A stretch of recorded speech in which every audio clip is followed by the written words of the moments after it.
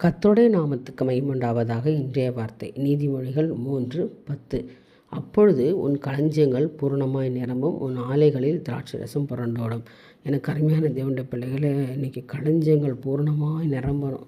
அப்படி நிரம்பணும்னா நம்ம என்ன செய்ய வேண்டும் என்றால், கர்த்தருடைய சமூகத்துக்குள்ளே தேவன்கிட்ட நம்ம எல்லாவற்றையும் கொடுக்குறவளாக இருக்கும். அதுக்கு முந்தின வசனம் சொல்லுது, உன் பொருளாலும் உன் விளைவின் எல்லா முதற் பலனாலும் கர்த்தரை கனம் பண்ணு.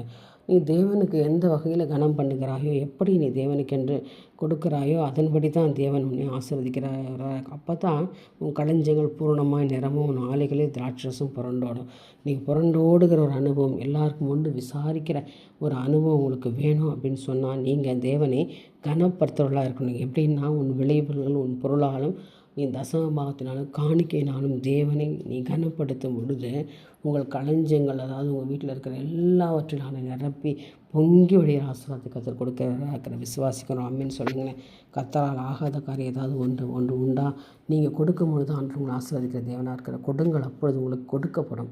அமைக்கு குலுக்கி சரிந்து விழுமடியாய் கொடுங்கள், நான் உங்களை 1000 மடங்கு ஆசீர்வதிப்பேன் என்று சொன்ன தேவன் தாமே உங்களை ஆசீர்வதிப்பார். ஆண்டவர் சொன்ன எல்லாவற்றிலும் முதற் பலனை என்னிடத்தில் கொண்டு வந்து கொடு, நான் உன் ஆலையில் திராட்சரசமும் எண்ணெயும் புரண்டோடும்படியாக நான் உன்னை ஆசீர்வதிக்கிறேன். நம்பிக்கையோடு இந்த நாளை துவங்குங்க.